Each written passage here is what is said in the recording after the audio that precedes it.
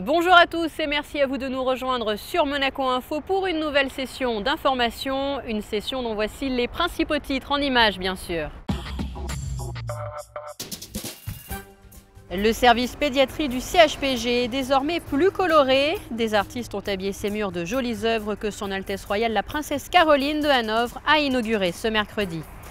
Suite de l'avancée des travaux de la Tour Odéon, nos équipes ont pu se rendre dans les étages. Environnement ensuite avec la 23e édition des Jeux d'hiver et puis présentation à la fin de cette édition du film La Baie des Anges de Jacques Demy.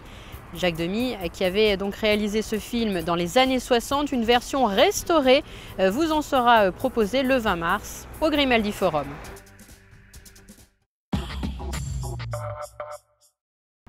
Direction le centre hospitalier Princesse Grace et plus particulièrement le service de pédiatrie où s'est rendue Son Altesse Royale la Princesse Caroline de Hanovre.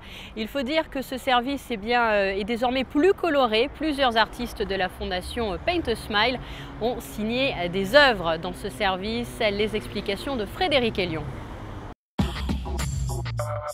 Des hôpitaux en couleur pour un monde meilleur, tel est le mot d'ordre de Paint a Smile. La fondation créée en l'an 2000 a assuré la décoration du service pédiatrie du centre hospitalier Princesse Grace. 6 peintres du sourire ont œuvré pendant 6 semaines sur le thème du cirque. Ce mercredi avait lieu l'inauguration du service en présence notamment de Son Altesse Royale, la Princesse de Hanovre. Le projet est né d'une envie de changer l'hospitalisation des enfants qui doivent venir ici et puis de leur offrir un cadre qui soit un peu plus rassurant que des murs vides et puis calmer aussi un peu les parents et puis faire en sorte que le souvenir de l'hospitalisation, d'une façon bien évidemment adaptée en couleur, soit moins rude. La fondation Paint a Smile avait déjà assuré la décoration du service de néonatologie de l'hôpital Larcher à Nice. Le service pédiatrie du CHPG, créé il y a une quarantaine d'années, avait besoin de cette rénovation en couleur afin d'optimiser les conditions d'accueil des jeunes patients. Ça apporte de l'apaisement aux enfants qui arrivent toujours stressés dans un service de pédiatrie parce qu'ils se demandent toujours ce qu'on va leur faire comme soins.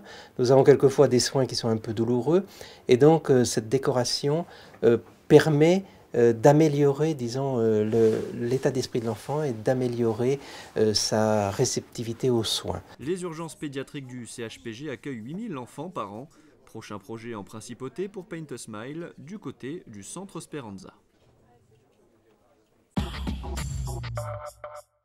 À noter dans vos agendas, ce jeudi dès 8 h sur les ondes de Radio Monaco face à la presse avec le ministre d'État comme invité. Son Excellence Michel Roger répondra aux questions des journalistes. Des questions, vous vous en doutez, concernant bien sûr l'actualité politique après les élections nationales, mais également les grands projets à venir en principauté et la sécurité.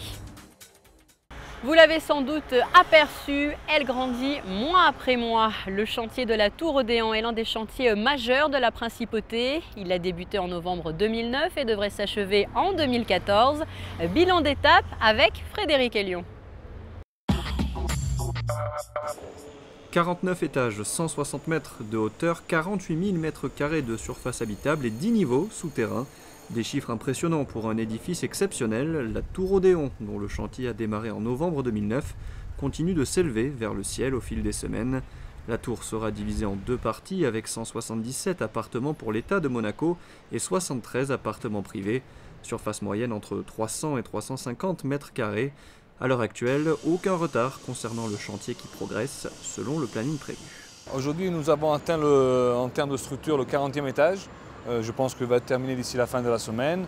Et en termes d'infrastructure, nous sommes entre le -7 et le -8. Parce que comme on construit en hauteur, up and down. Nous allons renforcer en termes d'effectifs. Nous sommes aujourd'hui à peu près 550 personnes sur le chantier. Et on envisage de monter à peu près à 800 personnes d'ici début avril. Un appartement témoin est installé provisoirement afin que la clientèle puisse admirer toutes les pièces des futurs appartements. La Tour Odéon, un édifice de luxe, mais aussi un concept nouveau en principauté. On a prévu toute une série de services exclusifs, style américain. Donc, rez-de-chaussée, premier étage, deuxième étage, on a à peu près 2000 m² d'espace.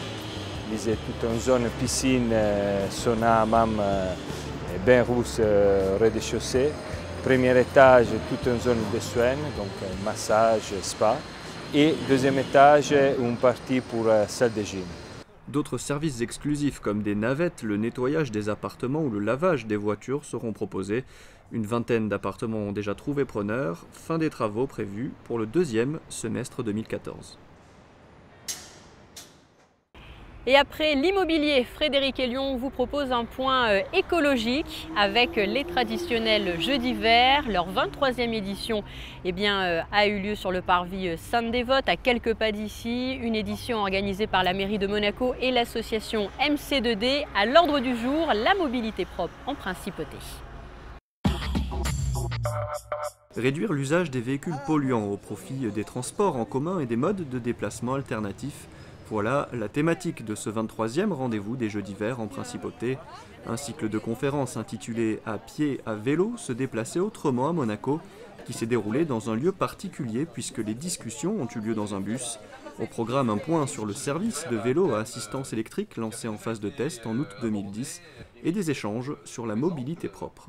On va parler évidemment des autobus parce que c'est eux qui font le lien entre les divers quartiers, mais également des possibilités que le gouvernement est en train de mettre en place avec la compagnie des autobus concernant les vélos, et puis toutes les possibilités d'intermodalité, puisque vous savez qu'à Monaco, il y a des façons de se déplacer à pied, en utilisant les ascenseurs, en utilisant les escaliers roulants, et que là, donc, ça fait tout un ensemble de moyens très diversifiés qui permettent aux gens d'éviter de plus en plus de prendre leur voiture personnelle et de prendre, a fortiori, de moins en moins de moyens de transport polluants, quoi. Et parmi ces moyens de transport non polluants, les bus hybrides.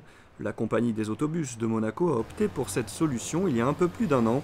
Des bus qui peuvent parcourir entre 180 et 200 km par jour. L'avantage de la solution hybride, c'est la récupération d'énergie à chaque ralentissement ou dans les descentes. Les 4 premiers exemplaires que nous avons ici à Monaco sont équipés de supercondensateurs, ce qui permet de récupérer cette énergie au freinage et de la restituer au moment du démarrage. Les 4 suivants que nous allons recevoir en fin d'année seront équipés de batteries qui ont, je dirais, connu beaucoup d'améliorations et vont permettre une meilleure récupération. Donc on espère, là encore, diminuer la consommation de carburant. En Principauté, 8 stations de vélos électriques sont en fonction et 2 vont être mises en service prochainement. Le projet de voie verte, qui consisterait à dédier des voies pour les vélos, piétons ou rollers, a également été évoqué. Un mot à présent pour vous dire que le comédien et producteur Christophe Lambert a accepté d'être le président du jury Série TV du 53e Festival de télévision de Monte-Carlo qui aura lieu comme chaque année au Grimaldi Forum du 9 au 13 juin. Christophe Lambert, spécialiste du grand écran et du petit également. Le grand écran, il en est justement question à présent, avis aux cinéphiles. La Baie des Anges est certainement l'une des œuvres les plus discrètes du réalisateur Jacques Demy. Il s'agit d'un film réalisé dans les années 60 avec Jeanne Moreau. Depuis, une version restaurée de ce film a vu le jour et elle sera projetée le 20 mars prochain au Grimaldi Forum. Tu connais Monte-Carlo ? Non.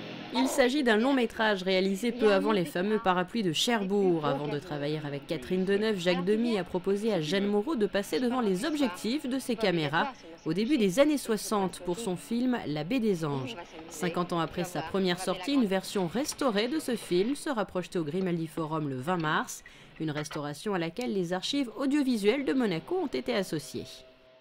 J'ai reçu un coup de fil un petit peu étonnant l'année dernière, ça devait être au mois d'avril je crois, un peu avant le festival de Cannes. Et c'était la Cinémathèque française qui m'appelait. Et en fait quelqu'un que je connais assez bien, qui travaille là-bas au service des enrichissements et des restaurations, et qui m'apprend que la Cinémathèque française va organiser en 2013 une exposition rétrospective Jacques Demy, et que par conséquent ils vont procéder à la restauration un par un de tous les films et ils envisagent donc de restaurer son deuxième film, La Baie des Anges.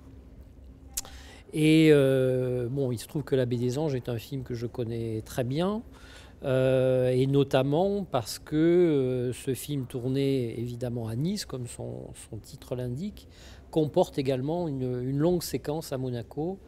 Et il fait donc partie des films que j'avais listés comme étant importants pour le patrimoine audiovisuel de Monaco.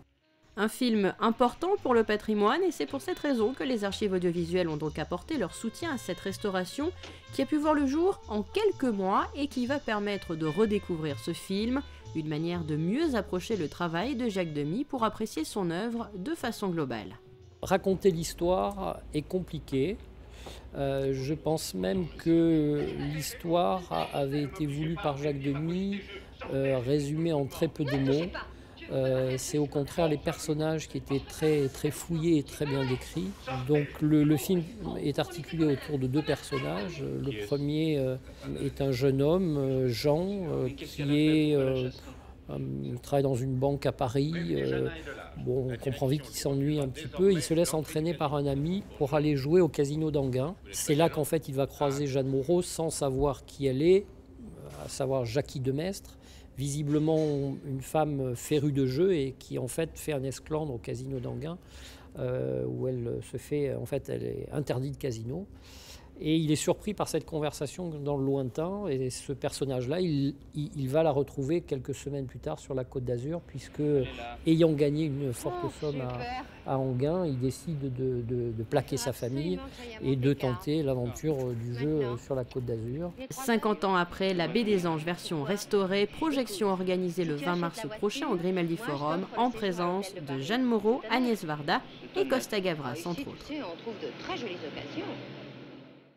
Voilà donc pour cette présentation. Sachez bien sûr que nous suivrons pour vous cette projection, l'occasion de vous proposer dès la semaine prochaine un reportage complet sur la façon dont on a procédé pour réaliser cette restauration. Quelques informations en bref pour clore cette édition.